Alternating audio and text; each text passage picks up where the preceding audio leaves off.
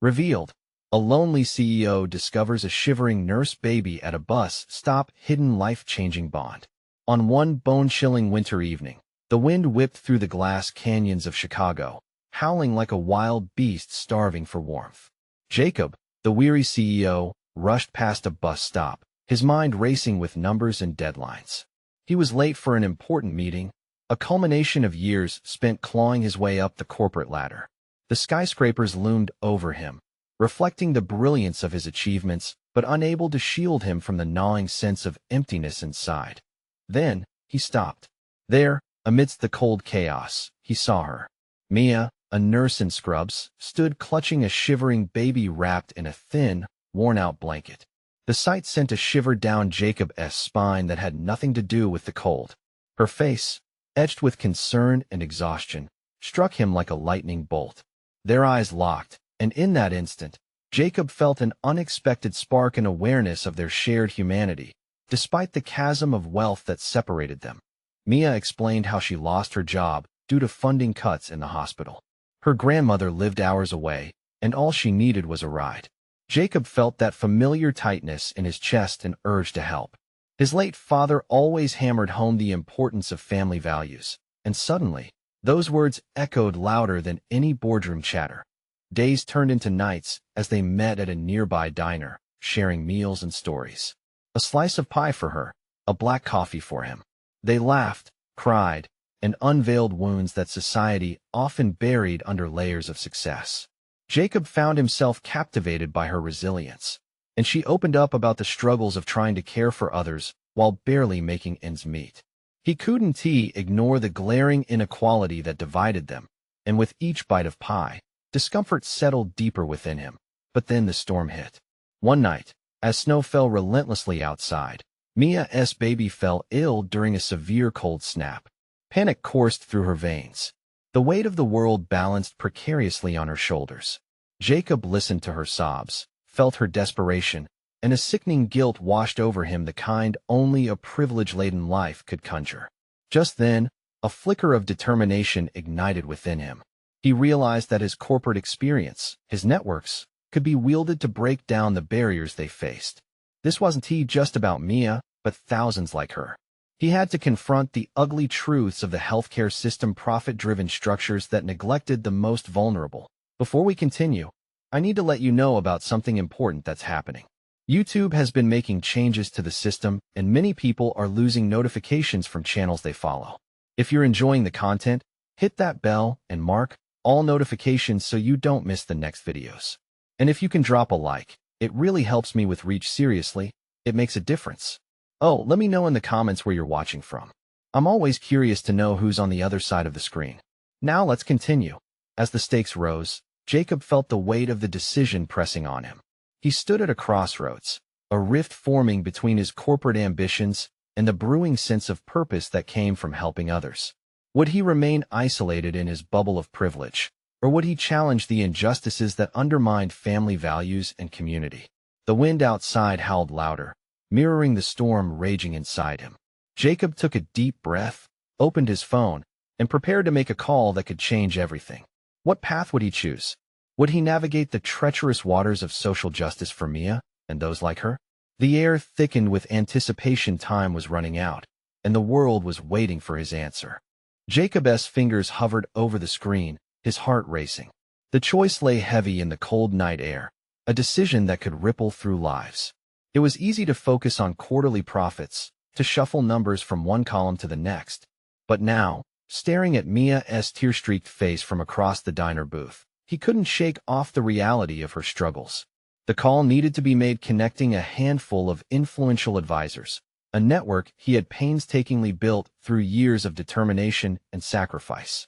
But the weight of their scrutiny clawed at him. They'd always seen him as the relentless strategist, the man who sacrificed connections for profits. What would they think of a CEO who suddenly wanted to play savior? He took a breath, feeling the chill sink deeper into his bones. Standing up, Jacob waved goodbye to Mia, promising he'd be back, and meant it. But he knew this was about more than her immediate needs. In those moments with her, he sensed a call to action that urged him forward, a message rumbling in the depths of his soul. Under the harsh fluorescent lights of the diner, He dialed a number he had not used in years. His old mentor, Harold, was a giant in the healthcare industry. But he wasn't known for his compassion. He was all about the bottom line. Would he listen? Would he care? As the phone connected, Jacob's spine stiffened with uncertainty.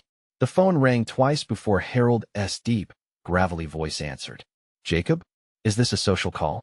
In a way, Jacob started, wanting to be direct but hesitating. He needed to choose his words carefully. I'm working on something that could change the way we look at healthcare. I need your help. Interesting.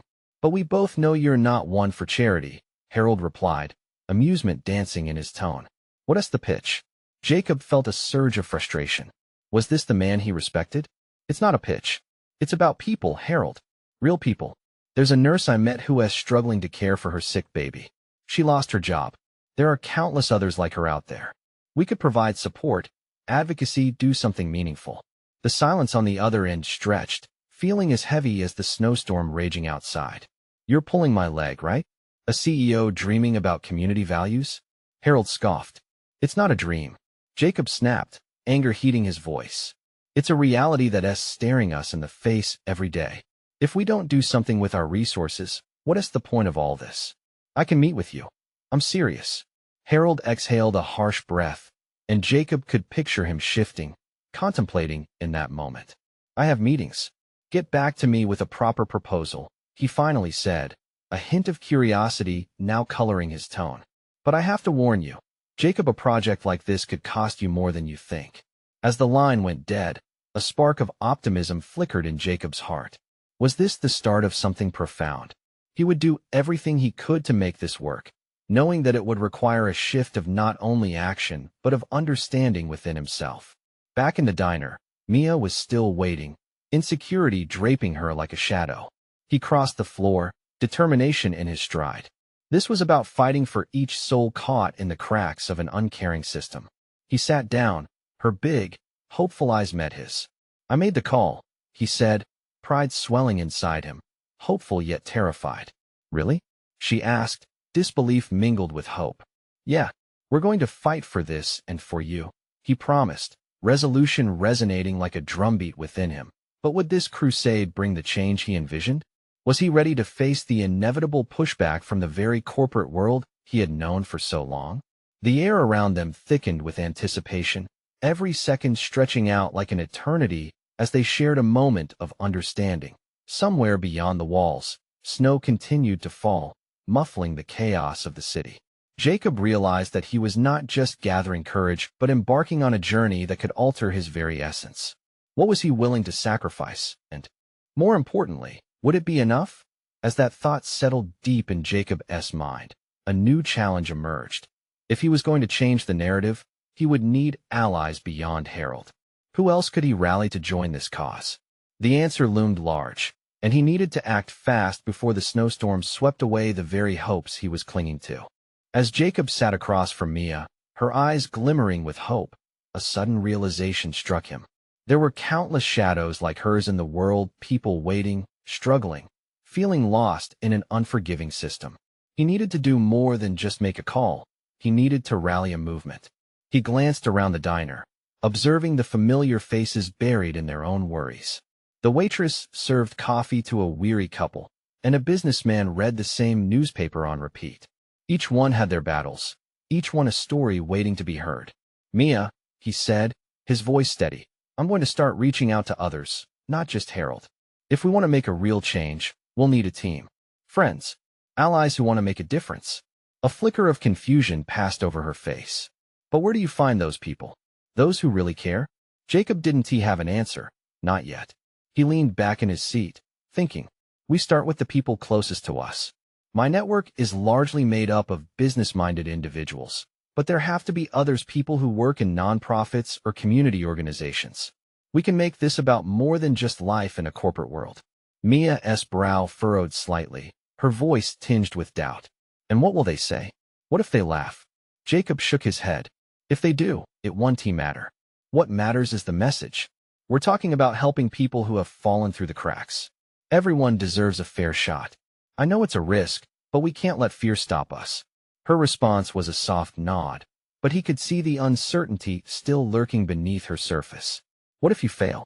She whispered, almost to herself. The words knotted in his gut, but he gripped the edge of the table, reminding himself why he had stepped up in the first place. Then I'll fail trying, at least I'll know I fought for something worthwhile. This is bigger than money, bigger than me. As they finished their coffees, Jacob's mind buzzed with possibilities. It felt like a storm brewing, one filled with energy and urgency. He couldn't ignore the pull of something greater. They slid out of the booth, and he glanced outside, snowfall blurring the path ahead. In that moment, Mina grabbed his hand and squeezed tightly. We can do this, can't we? Over an hour had passed, and Jacob felt a sense of resolve growing. Yeah, we can. Together. With a deep breath, he pushed the diner door open, feeling the bite of the cold air. He paused on the sidewalk, looking through the snowflakes, envisioning a future where they mobilized a collective effort. It wouldn't be easy, and the resistance he would face would likely sting, but it was necessary. Let us start by reaching out to your nurse friends, Jacob suggested. Do you have their contact info? Mia's face brightened as she pulled her phone out, scrolling through names. Yes, I do. I can call them right now. They want to help. They hurried away from the diner, excitement fueling their steps. As she began to reach out to her network, Jacob was struck by a sudden thought. What if he could tap into the local hospitals too? Was there any way to speak directly to people in need? Maybe I should visit the hospital, talk to some of the staff directly, Jacob said, excitement bubbling inside him. Yeah, they know what's really needed out there. But as they reveled in plans, a shadow drifted over Jacob's face. What if his reach didn't extend far enough? Voices whispering doubt crescendoed in his mind. Was he really prepared for the confrontation that could lie ahead? Just then, a figure caught Jacob's eye, a woman shivering at a nearby bus stop, cradling a tiny bundle in her arms. Instinctively, he was drawn toward her, his heart racing, as if something vital was unraveling in front of him. Mia, wait, he said, pointing ahead. We might need to help her first. Would this cold night lead to an unexpected connection, or would it complicate their mission? Jacob approached as hope battled fear in his chest, unsure of what awaited them next. Jacob's breath hung in the air like a mist, the cold biting at him as he walked toward the woman. She looked so small, wrapped in layers that seemed inadequate against the chill, her eyes locked on the bundle in her arms. Anxiety prickled at him. The baby was quietly whimpering, their small face almost lost within the layers of blankets. Excuse me, Jacob said softly, kneeling down so they were eye to eye. Do you need help? The woman looked up, her face streaked with exhaustion and worry. I just need to get home, she stammered, her voice barely above a whisper. But the bus, it's late. I think it might be just passed. Mia caught up with him, her expression shifting from eagerness to concern. Is everything all right? She asked, peering at the scene unfolding. Jacob felt his heart squeeze tight at the sight of the tiny baby, less than a year old. Do you have somewhere to stay? The woman shook her head, tears pooling at the corner of her eyes. No, I've been staying with a friend, but they can't take us in for much longer. I was just trying to get to the other side of town. But she hesitated, choking on her words. I don't know how. Mia stepped closer, her empathy radiating warmth. We can help. What do you need right now? For a moment, they were all silent, the world around them fading. Jacob felt overwhelming emotion building up inside him. A sense of urgency pulsed in his veins. This wasn't just about ideas or plans anymore. This was real. I just want my baby to be warm, the woman said, wrapping her arms tighter around her child. We don't have anything. It's hard enough having to ask for help. Jacob's chest constricted at her words. Do you have a coat or a blanket? He asked, glancing at Mia. Actually, I do. In my car, Mia replied, her eyes lighting with purpose. We can grab it. All right, stay right here. I'll be back. Jacob couldn't hold back his determination. He sprinted towards the parking lot, heart pounding against his ribcage. It was as if time slowed. He realized that this wasn't just a moment. This was a chance for them to act, to truly connect with someone in need. As he reached the car, a wave of thoughts crashed over him. This single act could ripple outward, feeding into their greater mission. If they could help this woman and her baby, who else might they inspire? Before he knew it, he was back with the warm coat draped over his arm. When he handed it to her, endless gratitude shone in her eyes. Thank you so much, she whispered, wrapping the fabric snugly around herself, and the baby. You have no idea what this means. Jacob felt the weight of the moment settling into him. No thanks needed. Just pay it forward. When you can, try to help someone else. Mia nodded, her smile wide, her spirit lifted. Jacob couldn't help but be moved by how quickly their small act of kindness had transformed the woman's demeanor. Before they parted ways, the woman's eyes sparkled with a glimmer of hope. I'll try my best, she promised. Maybe one day, I'll be able to do something for others too. As they stepped back, watching her walk away, Jacob realized that this was what he had been searching for. Not just reaching out to systems or organizations, but connecting with people right here, right now. What now? Mia asked, her voice breathless with excitement. Now, we keep moving, Jacob replied. There are more stories out there, more people to reach. But just as they began to form a fresh plan, a loud sound broke through the quiet, the sharp blare of a horn. A car veered off the road, skidding dangerously close to them. Look out, Jacob shouted, pushing Mia aside as chaos unexpectedly unfurled before them. Would this sudden turn of events lead them to another unexpected chance to help? Or would it challenge everything they were working for? Jacob's heart raced as he intertwined his instincts with the urgency of the moment. The car, a silver sedan, roared past, tires screeching against the ice-covered pavement. It was a split-second decision, sharp as a blade. Protect Mia, then figure out how to react. He dropped to the ground, pulling Mia into his arms as they rolled away from the impending chaos. The car hit a snowbank with a sickening thud, skidding to a stop just feet away from where they had been standing. A figure emerged from the vehicle, disoriented but unharmed. Jacob's mind, already racing far ahead, registered the woman with the baby still standing, eyes wide and desolate. I'm so sorry, the driver shouted, hands raised as they stumbled toward them. I lost control. Are you two okay? Mia pulled herself up, shaking but determined. We're fine, just shaken up, she replied, her voice steadier than she felt. Jacob could see the tension easing. This was another chance to show kindness, to extend the moment they had just shared with the other woman. Jacob stood, brushing off the gravel and snow from his coat. Are you all right? He asked, noting the fear flickering across the driver's face. It was a middle-aged man, hair disheveled, eyes darting from Jacob to the pile of snow where his car rested. I swear I didn't see the patch of ice. The man's voice trembled. They'll fire me if I'm late again. If anything happened to you, I don't know what I'd do. Jacob glanced back at the woman. She had only just begun to take stock of her surroundings, the anxiety deepening once more. He reached out to the driver. Just breathe. It's okay. No one got hurt. Not true, the man stammered. I almost hurt someone today. Mia stepped closer to the woman. You have to get home, right? That is more important. With newfound urgency, Jacob turned back to the driver. How far is it to the nearest town center? The man blinked, still flustered. About 10 minutes if I can get my car back on the road. No, Jacob interjected, shaking his head. We have to find a way to get her there faster. You can help. With a quiet resolve, the driver's demeanor began to shift. Right. I can help, he exclaimed as he fumbled into the trunk of his car. You can ride with me. I can take you wherever you need to go. Just let me help. Mia turned to the woman, urging her forward. You can't stay here in this cold. Let us get you and your baby into the car. As the small group moved, Jacob felt a tight knot in his stomach. This moment, this chance, this help, it felt different. It was another thread in the larger tapestry of connection, an opportunity to reach out not only to one person, but to extend a hand in community. The baby made a soft gurgling sound, as if sensing the budding warmth among strangers. Jacob couldn't help but smile. There was hope here, beating even against the icy chill. They climbed into the car, and Jacob settled next to the baby, stealing glances at the weary mother. Once we get you home, what's next? I don't know, she replied, her voice more confident now, but the weight of the world still rested in her eyes. I just want to be okay. For my baby. As the engine roared back to life and the tires churned against the icy pavement, Jacob felt a swell of power. This wasn't just about chance encounters. It was their chance to create something meaningful. But as they drove down the road, a siren's wail echoed behind them. Lights flashed through the rearview mirror, urgency stirring panic in the car. Had their moment of kindness drawn unwanted attention? Jacob's throat tightened.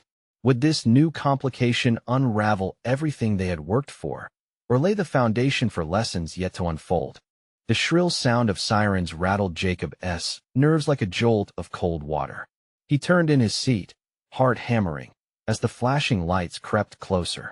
Behind them, the police vehicle sliced through the dim light of the late afternoon, its vibrant colors a stark contrast against the pale snow.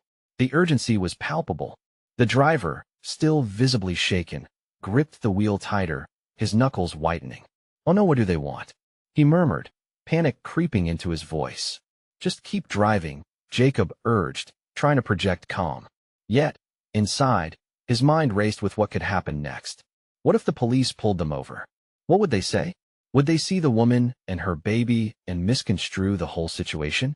"Mia," he whispered, leaning closer, "make sure she stays calm." Mia nodded, cooing softly to the baby in the woman's arms, her voice laced with warmth. "You're doing great. Just take deep breaths." The woman looked over, eyes darting back to the rearview mirror, and for a moment, fear overtook her features. Jacob could feel a rising tension thickening the air.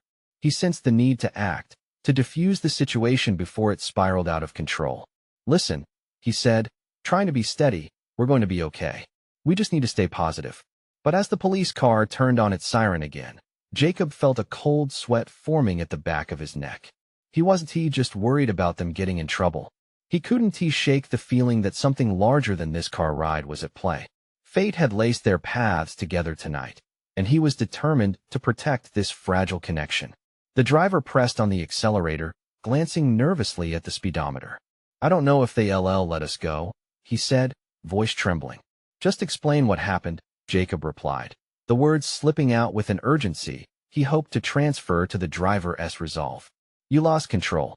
No one was hurt. We're trying to help." A worry line creased the driver's forehead. Adrenaline fueled his desperation. The car picked up speed, and they swerved slightly on the icy patches of road. "Focus," Jacob shouted, instinctively leaning forward, fearing the worst. Suddenly, the police vehicle activated its lights and closed the gap, its presence amplifying the danger surrounding them.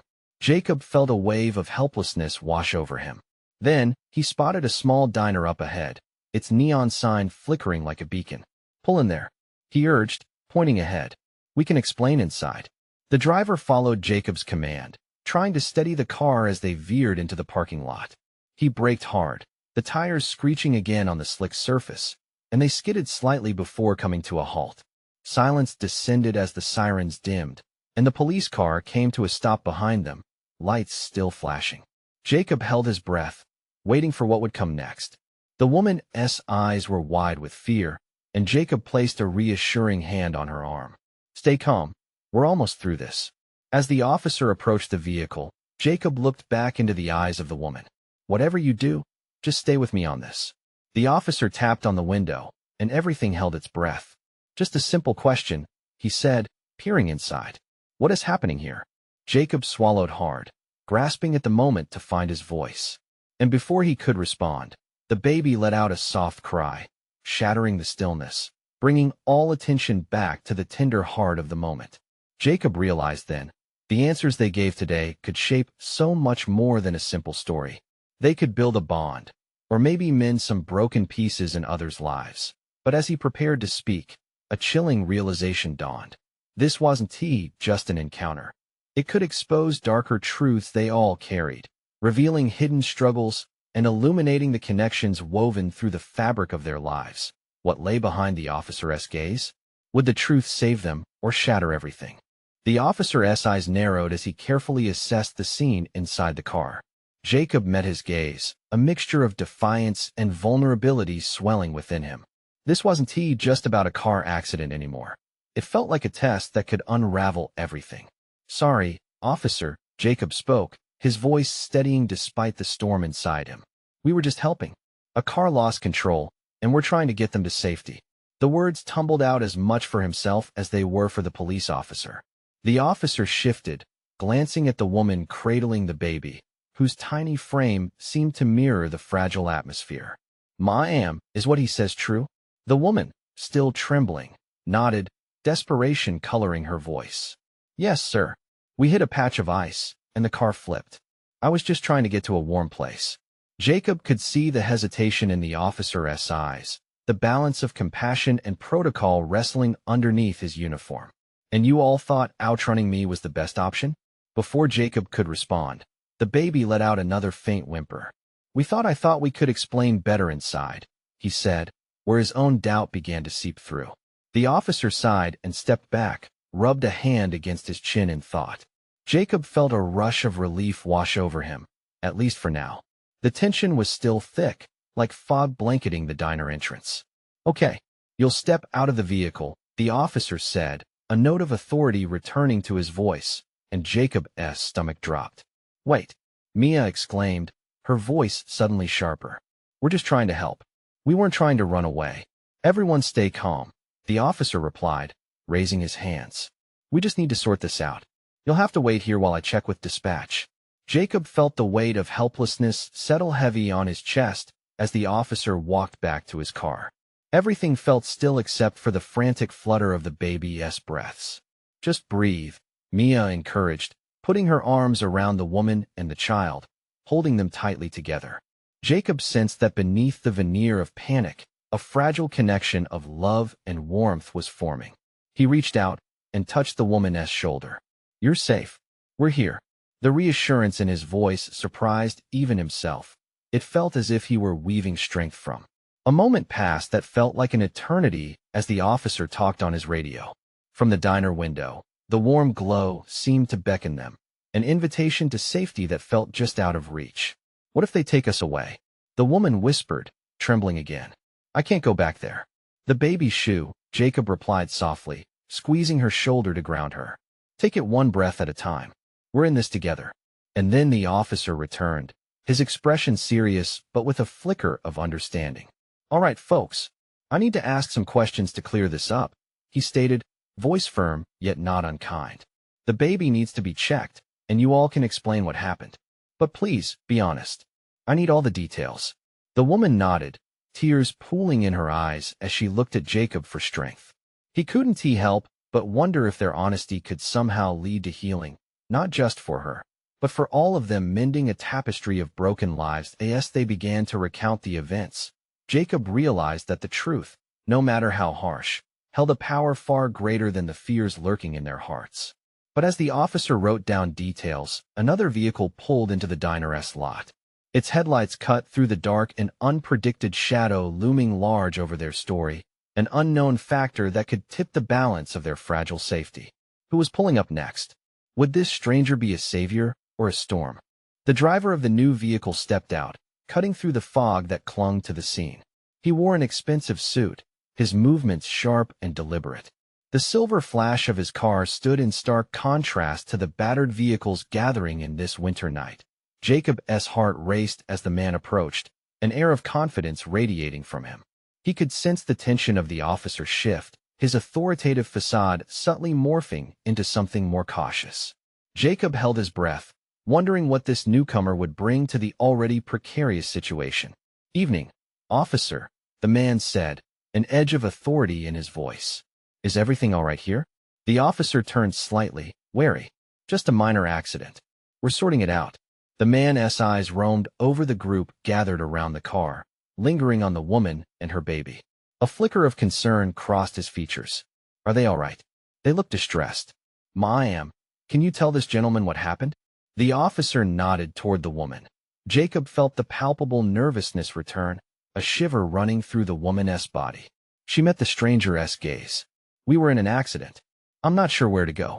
I don't want to go back. Her voice trembled as she held the baby closer. Hey, it's okay, the man said, his tone shifting to a softer, more reassuring note. You're safe now. I work nearby, and I can help if you need a ride or, well, anything, really. Jacob noticed how the woman's brow furrowed, indecision etched on her face. Who was this guy? Could he be trusted? They had already been thrust into a chaotic situation. Would inviting a stranger further complicate things? See, can you help us? She asked, her voice barely above a whisper, vulnerability spilling out with every word. The officer seemed hesitant, but the businessman stepped closer. I understand this looks odd, but I can take them to the hospital. It's what I do. This is my area of work. He glanced at the officer, who still seemed torn but nodded slowly. All right, we'll need you to fill out some information first just to keep track. The moment of approval hung in the air, thick with anxious expectations. Jacob's heart beat louder in his ears. Was this a lifeline or a trap? He exchanged glances with Mia, who seemed equally unsure, but then she took the woman's free hand, lending her quiet support. Simon, let's get you inside. The businessman encouraged, his tone warm as he extended a hand toward the woman. Something in his demeanor softened the air, banishing just enough of the fear that had gripped them. The woman's eyes flickered back to Jacob, who nodded slowly, urging her to trust her instincts. She glanced at the baby and took a deep breath. It would have to be this way that as they began to gather their belongings. A sickening feeling wormed its way into Jacob's gut.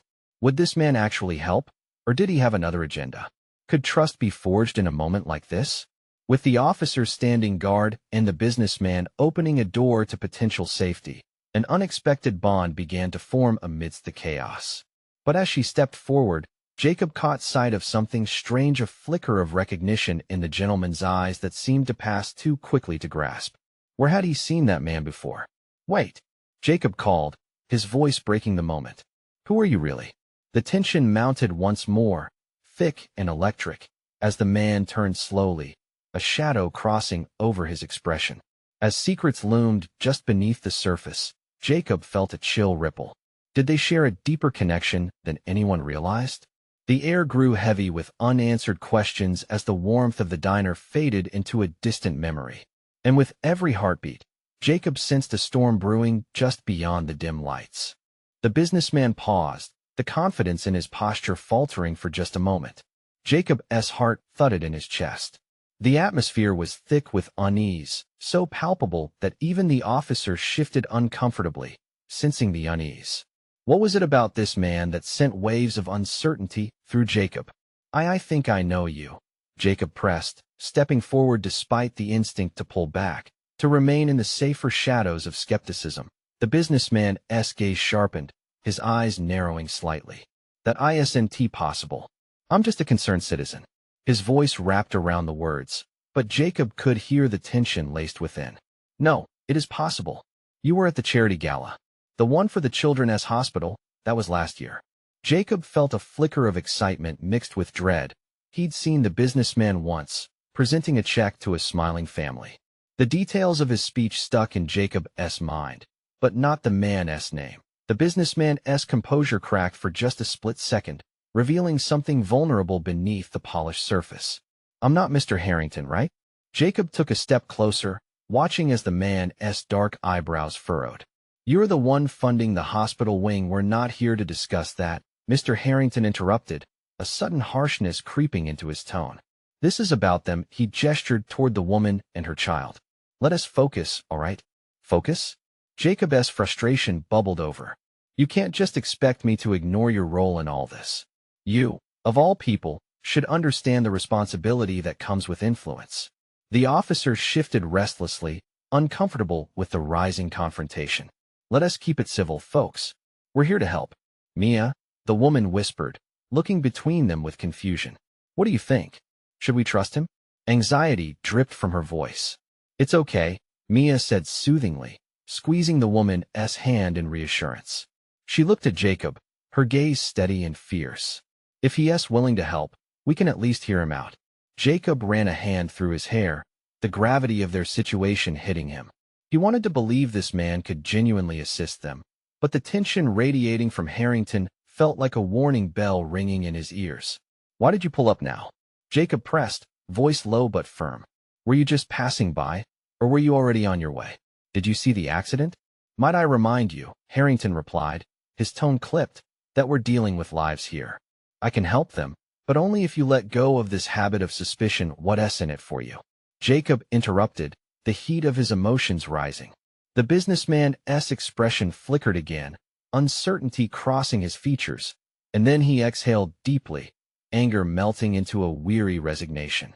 Look, I know it's hard to trust a stranger, but I have a reputation to uphold. Jacob felt a moment of hesitation. Maybe there was truth buried in Harrington's proud facade, but would that be enough to overpower the instinct to protect? Listen, Harrington continued softly, taking a step close to Mia and the woman. I'm just trying to help. I'm sorry if I seem off. It's been a long day. As Jacob absorbed this, he noticed the baby stirring, the soft whimper pulling everyone's focus. This isn't just about you, or me. It's about the child, he said, heart heavy with the weight of the woman's fear. Mia leaned closer to the stranger, her voice steady. If it's true you're good for your word, tell us what you plan to do. In that moment, as the fog rolled in thicker around them, the question hung bitterly in the air. Harrington's lips tightened. We can start with the hospital, but Jacob cut him off again. What about your agenda? Why are you really here? It was a gamble, a final push for honesty, and as Harrington's jaw clenched, the truth felt imminent. Would revealing it shatter their fragile trust, or pull them deeper into an unknown alliance? The fog thickened, pressing down on them as Harrington opened his mouth to answer, and Jacob's world tilted once more. Because I know what it's like to lose everything but. Before he could continue, an ear-piercing shriek pierced the darkness, echoing through the night. Jacob's heart raced. What now? What else might be lurking in the shadows? The chilling wail pierced the air, seeping into their tense moment, igniting a wave of panic that coursed through each of them. Jacob instinctively turned toward the sound, fear clenching his chest. A few feet away, a woman was crumpled on the pavement, clutching her own silence against her heaving breaths. A crowd had begun to gather, voices rising in alarm. Stay here, Jacob commanded, urgency slicing through the chaos. He rushed toward the scene, the cold biting at him as thoughts sprinted through his mind. He could feel the heartbeat of the city, the unyielding pulse of lives rushing by, lives intersecting, colliding. At the woman's side, a bystander knelt, assessing the situation. She's in shock, I think. They murmured, confusion mingling with concern. Jacob crouched down, meeting the woman's panicked gaze. Hey, you're going to be okay, he said, the imprint of his own vulnerability mingling with hers. Can you tell me your name? Lila, she gasped, tears spilling down her cheeks. I lost my baby. Her words fell like rocks, each one heavy, tumbling into the raw night. A dull ache throbbed in Jacob's chest. It was the kind of pain he had begun to recognize, the bond of shared struggle, of kindness. In that moment, he wasn't just a CEO. He was a fellow traveler on this twisted road we call life. Mia, having followed him, knelt beside him, her presence radiating warmth. Lila, we're here for you, she assured, creating a small barrier of love around the woman, and Jacob felt the swell of something powerful inside him. As if the words had formed a lifeline, Lila's sobs quieted, the fear in her eyes morphing into something more profound, a flicker of gratitude. Thank you, she whispered, as if they had just unwoven the darkest threads of her existence through their simple act of humanity. And then he heard a soft whimper, not from the woman but from her arms, and the glimmer of hope ignited like a flame, dispelling the shadows. Jacob's heart leaped. There, cradled against Lila's chest, was a tiny head of golden curls, not a baby lost, but a baby found. Is that your baby? Jacob asked gently, his breath hitching. Yes, she exclaimed, eyes widening as she hugged the fragile form even tighter. I thought she was gone. A deep, collective sigh emerged from the crowd. The tension receded, and a whisper of laughter rose amidst the tears. Jacob glanced back at Mia, their eyes locking, a silent acknowledgement that they stumbled upon something way bigger than themselves. The chaos morphed into support as people began to surround Lila, offering comfort in the form of jackets, food, and warm words. In the midst of everything, Jacob felt the warmth in his very bones, this connection sparking something deep within that hadn't been touched in years. Mr. Harrington stepped forward, too, taking a different tone than before. You need medical attention. I can arrange a ride for you. The shift in his voice softened the room, dissolving the flicker of doubt. Lila's fear shifted to trust, and a bond formed between her and Jacob. I thought I was alone, she said, her voice cracking. No one is ever alone if we let others in, Jacob replied, feeling a weight lift off his chest as he truly meant those words. With Lila by their side, they climbed into the awaiting vehicle, each heartbeat reverberating with hope. Jacob realized they were starting something new, not just a movement, but a weave of lives interconnected, pulses intertwined. They had transformed from strangers into companions on a shared journey, fighting for so much more than survival. They were unearthing the sacred fabric of community. They drove into a night filled with shadows. Jacob turned to Mia, his resolve crystal clear. This isn't enough. We have to widen this circle. We need more voices, more hearts beating together until the inequalities fade. With every mile they traveled, the hushed whispers outside grew stronger. Every person they encountered carried stories pulsating with possibility. Jacob felt a surge of conviction as fresh visions painted themselves in his mind. A sweeping movement born from every corner, every bus stop, every whispering street. And one realization sank deep into him. Their fight was not just for that night or just for Lila, but every soul left out in the cold mist of indifference. They pulled into the hospital, the glow spilling warmth onto their faces, and amidst the hustle, Jacob finally breathed deeply, invigorated by experiences that had reshaped him entirely. This is just the beginning, Jacob promised, his heart full of hope. Together, they were going to ignite change. With each connection they forged, the world turned, and miracles began to ripple across lives once cloaked in darkness. Together, they would create that warmth that everyone desperately needed. They'd build bridges and break barriers, one act of kindness, one conversation at a time.